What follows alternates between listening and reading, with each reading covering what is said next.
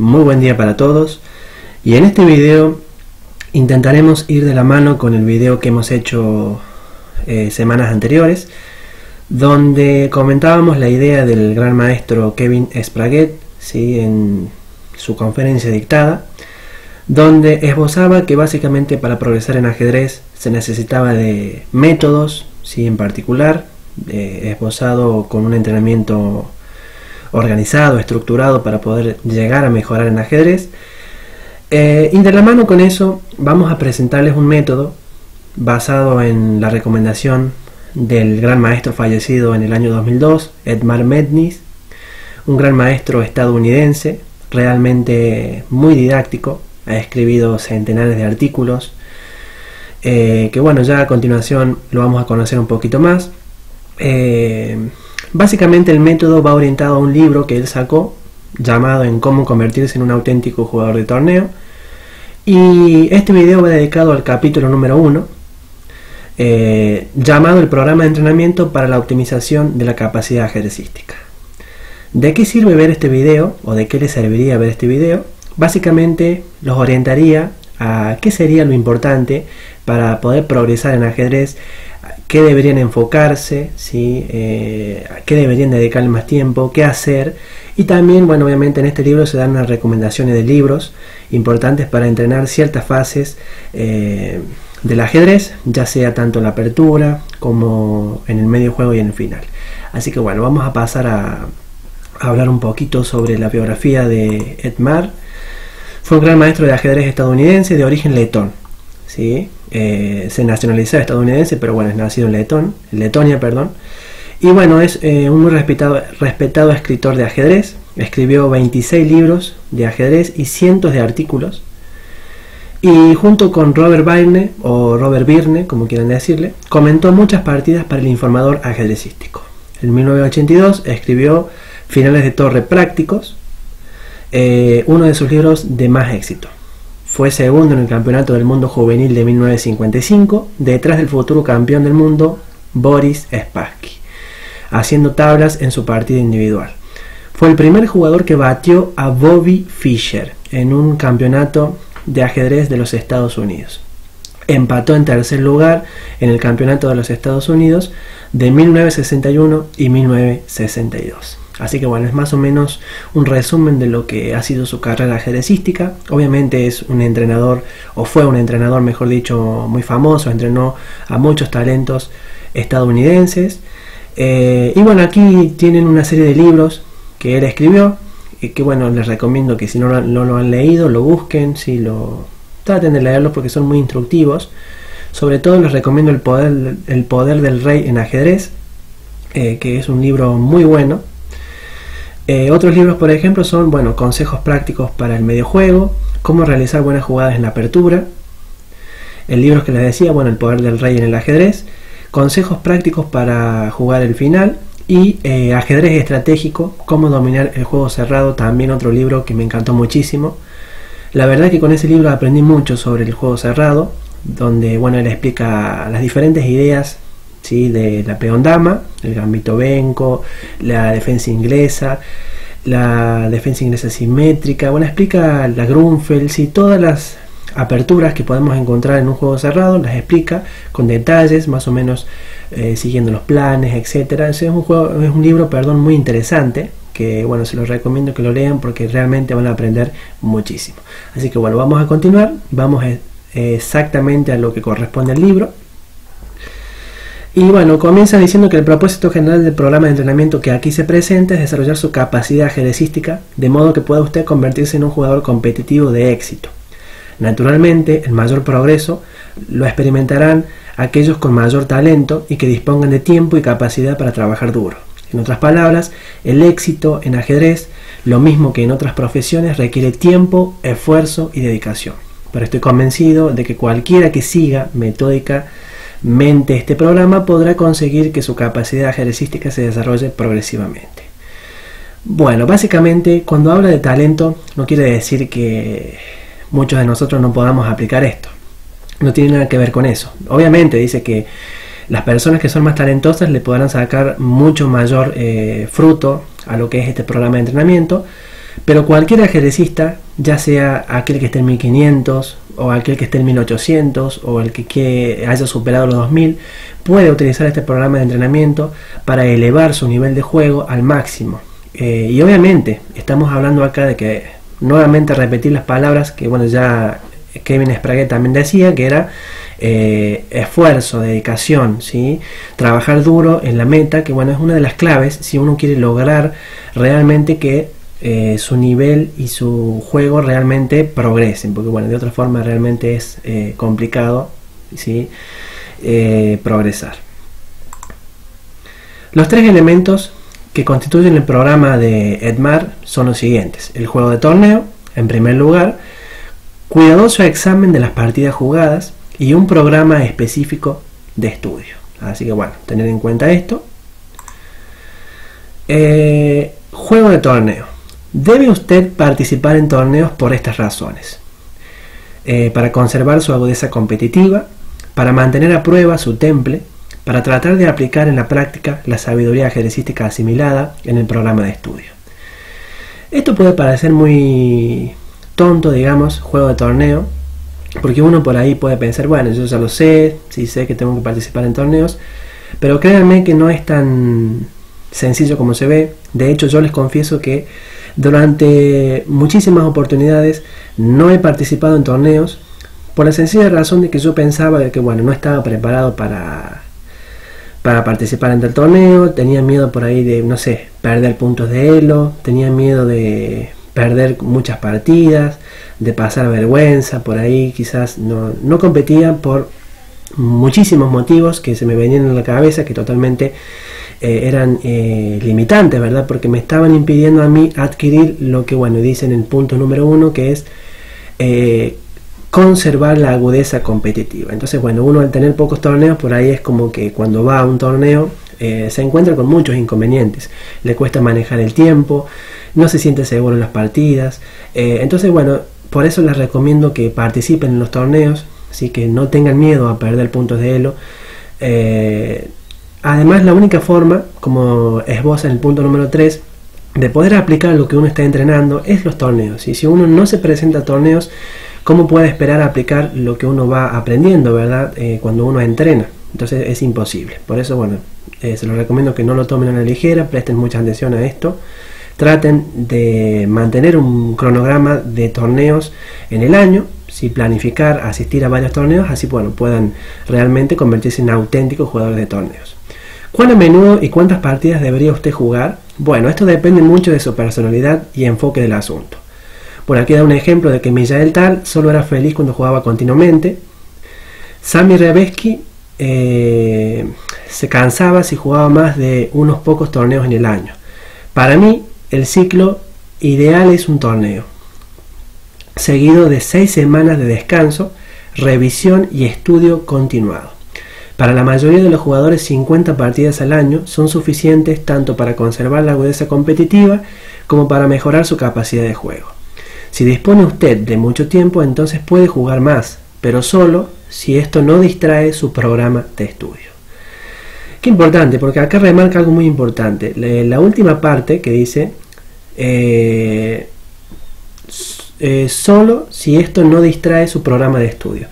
Conozco muchos jugadores, no voy a dar nombres, pero obviamente no ofender a nadie, que se pasan la vida jugando torneos y torneos y torneos y siguen manteniendo el mismo nivel de rating. No pueden progresar y están, como por decirlo, estancados de cierta forma, y tiene que ver con esto, tiene que ver con no entrenar y jugar torneos, sino lo que ellos hacen es solamente jugar torneos. Por ahí juegan partidas, muchas partidas en internet, hacen problemas de táctica, pero no llevan un programa de entrenamiento organizado que les permite progresar. Entonces, bueno, básicamente no tienen que aplicar en los torneos, ¿verdad? Si no estudian, no tienen absolutamente nada que aplicar, van con los mismos conocimientos de siempre y por esa razón se hallan estancados.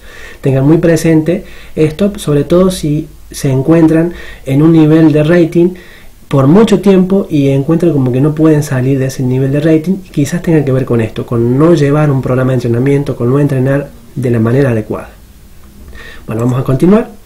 Todo el mundo se cansa si juega demasiado. El ajedrez sencillamente exige mucha energía nerviosa.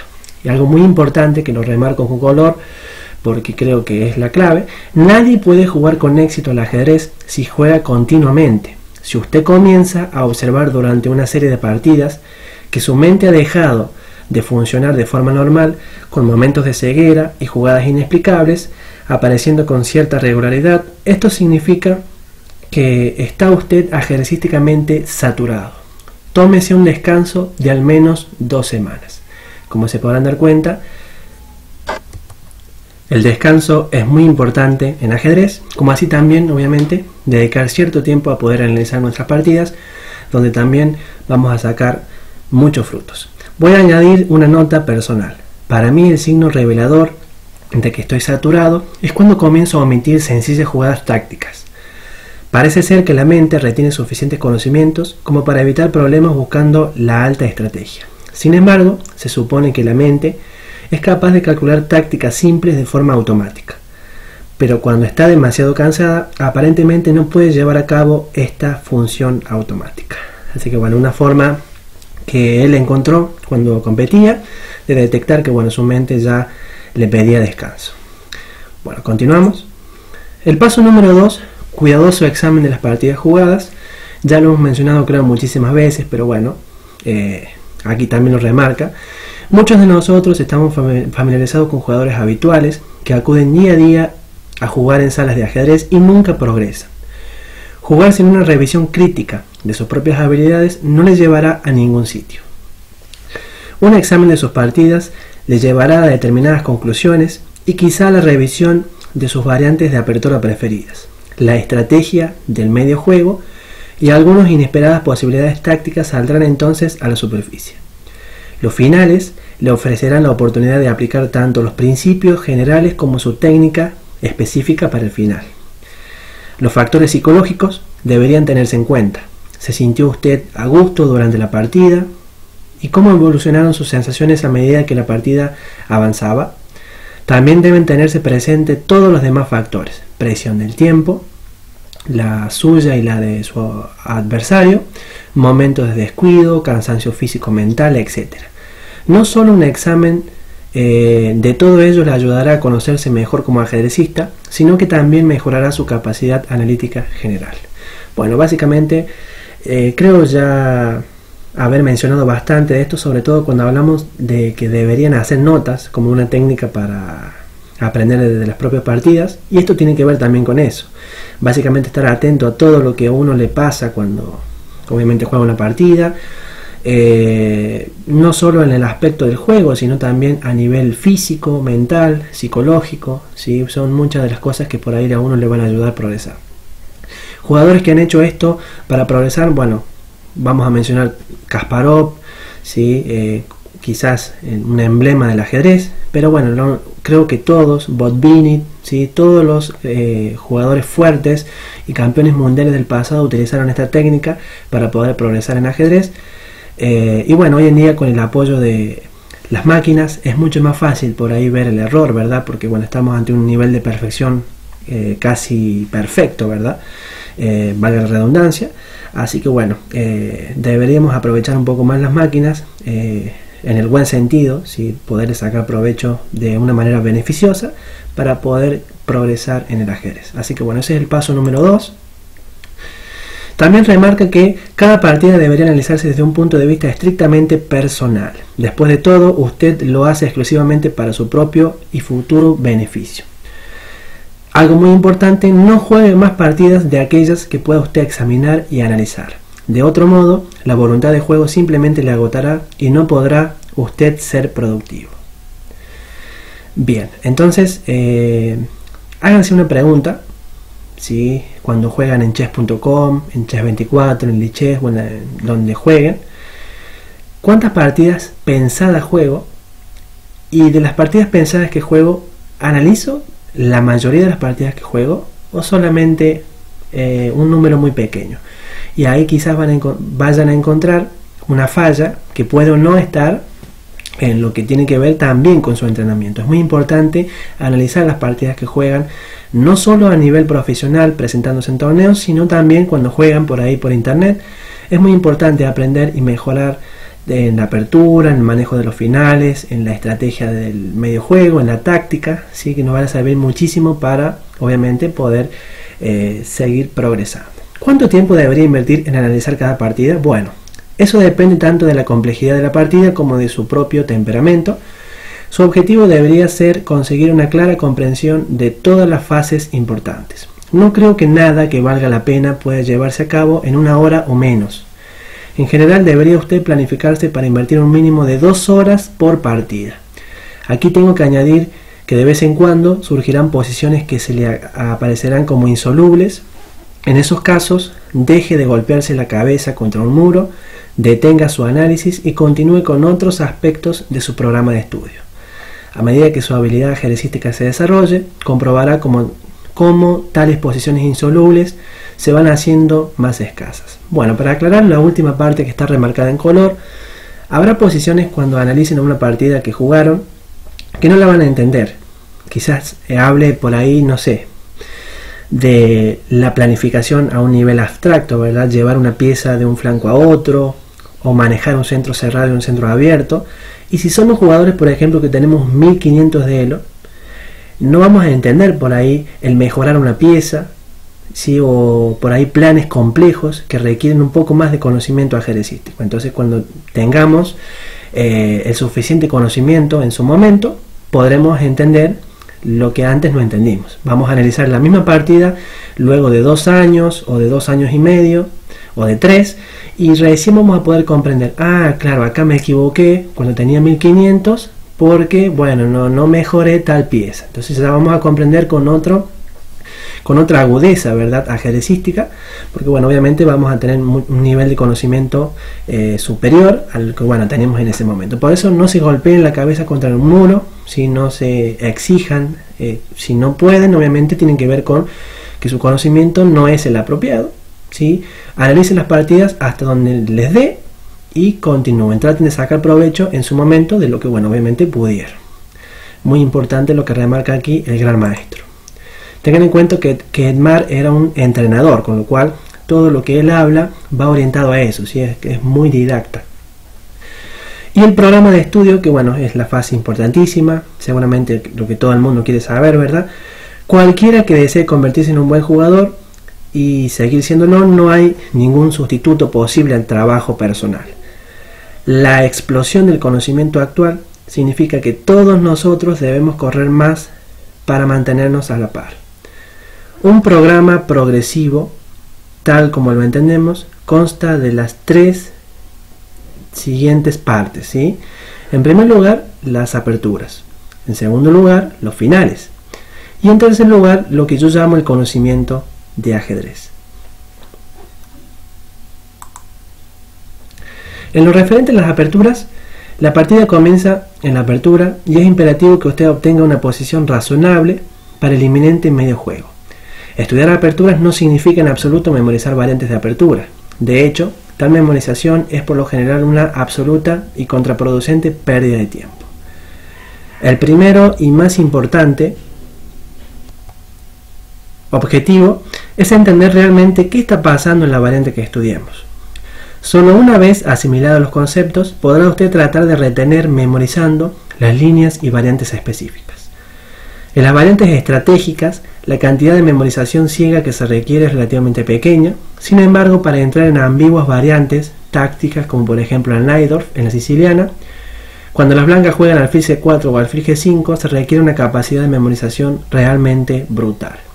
Bueno, esto tiene que ver con el estudio de aperturas, que más adelante sacaremos un nuevo video donde explicaremos cómo estudiar apropiadamente las aperturas. Pero bueno, como sabrán algunos de ustedes, las aperturas no se estudian de memoria, y antes de estudiar las líneas teóricas se requiere un estudio previo que tiene que ver con, bueno, analizar partidas, modelos, los planes típicos, las posiciones de finales y medio juegos que pueden llegar a surgir, etcétera, etcétera, etcétera, para, bueno, recién poder decir que hemos estudiado bien aperturas. Así que, bueno, ese video que sacaré más adelante se lo recomiendo que lo vean, porque, bueno, va a ser muy instructivo e intentaremos hacerlo de la forma más didáctica posible para que todos ustedes puedan progresar en ajedrez en cuanto a las aperturas. Bien, en el estudio de finales, bueno, el estudio formal del final es importante, no solo por el hecho de que muchas partidas tienen su desenlace en el final, sino porque los principios del final son radicalmente distintos de aquellos que rigen en la apertura y el medio juego. La cantidad de puntos que pueden ganarse o salvarse con una correcta técnica de juego es enorme, aunque a menudo se subestima por parte de los jóvenes y aficionados. Bueno, como sabrán, la técnica de los finales es totalmente diferente a la de la apertura y medio juego. Ya hemos analizado en muchas ocasiones y hemos dicho que, bueno, por ejemplo, en el medio juego el valor lo tienen las piezas. Ya en el final no tanto las piezas sino los peones. Entonces, bueno, hay una diferencia, ¿sí?, que requieren obviamente de ciertas particularidades, pero bueno, esto si no lo tienen bien claro, los invito a ver lo que tiene que ver con los principios estratégicos del ajedrez, ¿sí?, que ya hemos hecho anteriormente. Les recomiendo que vean esos videos que les van a servir de mucho, sobre todo para dejar en claro estos puntos que tienen que ver con las diferencias entre las diferentes fases de la partida de ajedrez. En la descripción del video les dejaré los libros que ha recomendado Edmar tanto para los finales como para el medio juego como para la apertura, así que bueno, ustedes los pueden observar y bueno, si tienen la posibilidad de poderlos descargar, les recomiendo que lo hagan. Y bueno, el punto número C, que sería el tercer punto, es el conocimiento de ajedrez, ¿sí?, el programa de entrenamiento, el conocimiento de ajedrez. El ajedrez es extremadamente complicado, un juego muy exigente en el que solo sus practicantes al máximo nivel han conseguido penetrar en parte de sus secretos. Por lo tanto, es precisamente de esos jugadores de élite y pensadores del ajedrez de quienes podemos aprender la mayoría de las cosas. A menos que un jugador tenga un conocimiento ajedrecístico cifrado en torno a 2400 de Elo, la cantidad de conocimiento significativo que pueda trasladar a los demás es muy limitado. Repito mi firme convicción de que usted pueda aprender mucho del trabajo serio sobre ajedrez a cargo de cualquier fuerte gran maestro.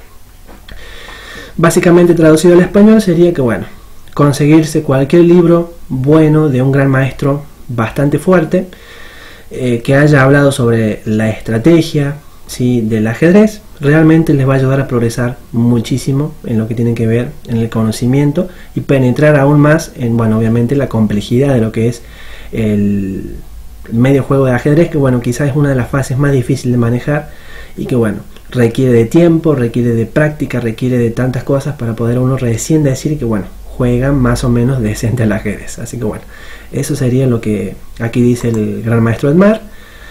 ¿Y cómo dividir un programa de entrenamiento? Bueno, al indicar los porcentajes que siguen, estoy asumiendo que el estudiante ya tiene un conocimiento elemental de todas las fases del juego. Capablanca una vez afirmó seriamente: el ajedrez debería aprenderse comenzando por el final. Este consejo tiene sentido para el maestro internacional que trata de convertirse en gran maestro. Sin embargo, yo cuestiono la pertinencia de este consejo para cualquier otro tipo de jugador. ¿De qué sirve la maestría en el final si a usted le da el mate en plena apertura? Por consiguiente, y para el debutante en general, el estudio requiere concentrarse en el juego básico de aperturas. Muy importante esto, que realmente marca la clave de lo que es el pensamiento de este gran maestro. Para él, lo más importante para un jugador que no es un titulado es la apertura. Y aquí marca un porcentaje de un 50% de estudio de apertura. Requiere el tiempo, el 50% de nuestro tiempo estudiar aperturas, un 25% finales y un 25% de conocimientos de ajedrez, que puede ser estrategia, puede ser táctica, puede ser lo restante, sí, que no tengan que ver con apertura y final. Así que bueno, ahí pueden ver ya marcado el pensamiento de este gran maestro bastante famoso, ¿sí? Es muy importante que se entienda correctamente lo que quiero decir con que el 50% del tiempo se debe dedicar a aperturas. Este estudio debe incluir todo lo relevante en materia de aperturas. Por ejemplo, si los medios juegos característicos fluyen naturalmente de la variante de apertura, entonces, por supuesto, también aquellas deben estudiarse minuciosamente. Si consideramos, por ejemplo, el ataque yugoslavo en la Siciliana Dragón, podemos ver que se entra en el medio juego de forma tan gradual desde la apertura, que realmente no hay una línea divisoria entre ambas fases. Por otra parte, a menudo, la característica estructural del final queda prácticamente fijada en la apertura, y en las variantes es preciso estudiar los finales típicos resultantes. Como han podido ver, la apertura no es tan sencillo como parece. Muchos lo toman como, bueno, voy, memorizo unas líneas y ya estoy. Y sin embargo, esos jugadores cuando juegan la apertura les cambian una jugada, lo que se llamaría novedad, algo que no tienen en su repertorio de aperturas, y ya quedan totalmente paralizados y no saben qué hacer y pierden en la apertura, cuando bueno, se debería obviamente manejar bien esa fase porque se la estuvo estudiando. ¿Cómo puede ser? Y bueno, tiene que ver con esto, ¿sí? Con el estudio más profundo de la apertura, ¿sí? Centrarse ya en los planes típicos, estudiar bien la configuración de peones que surgen en el final, si hay alguna configuración característica para manejarse en el medio juego, ¿sí? Qué piezas por ahí son mejores. Hay muchas cosas para aprender en cuanto a la apertura. Estudiar así la apertura creo que bueno, ya a uno le sirve para toda la vida. Creo que si lo estudia bien durante un muy buen tiempo, creo que ya después no es necesario ni siquiera tocarlo nunca más, solo un repaso de vez en cuando para no olvidarse de algunas claves teóricas, pero yo creo que bueno, ya si lo estudia bien no tiene por qué volver a tocar de nuevo la apertura, así que es muy importante. Bien, y para terminar, ¿cuánto tiempo debe invertir usted en estudiar? Para empezar, esto depende del tiempo que usted disponga para ello. Es imposible aprenderlo todo, pero hay mucho que aprender. Karpov ha declarado que para llevar a cabo una investigación original y creativa, 3 horas diarias es todo lo que el cuerpo necesita. Esto es cierto, naturalmente, pero también podemos no ser tan determinantes. Un joven en vacaciones de verano podría invertir al menos 5 horas de su tiempo en diversos aspectos, entre otras, examinar sus propias partidas. Un hombre de negocios o un joven en pleno curso escolar tienen por supuesto mucho menos tiempos. Con todo, la clave del éxito radica en el progreso constante en el día a día. Bueno, dependiendo del tiempo que tengan, si tienen 5 horas, está bien dedicarle 5 horas. Por supuesto en las vacaciones eso es posible, pero bueno, si no se lo tiene por razones de trabajo, por las razones que sea, está bueno, aunque sea 1 hora, y poder invertir todos los días. Creo que bueno, el ser constante día a día creo que a uno le va a garantizar poder progresar en ajedrez. Si sacamos la cuenta en todo el año viendo 1 hora de ajedrez, creo que bueno, la sumatoria de las horas, eso garantiza de que bueno, en el transcurso del año podamos ver muchísimo de ajedrez. Así que bueno, espero que les sirva, ¿sí? Este conocimiento que realmente aporta este libro de Edmar. Creo que es muy instructivo en algunos aspectos, se puede tomar muchas cosas para incorporar a lo que tiene que ver con nuestro entrenamiento diario. Y bueno, como les decía, en la descripción del video les dejaré los libros que él recomienda para las diferentes fases del juego de ajedrez, ¿verdad? Tanto la apertura, el medio juego y el final.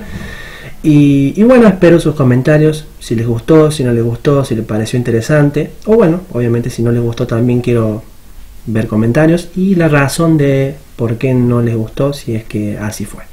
Así que bueno, nos vemos en futuros videos donde estaremos explayando muchos más temas referidos a lo que tiene que ver con novedades en cuanto a métodos, también aperturas y por supuesto el medio juego de ajedrez. Nos vemos.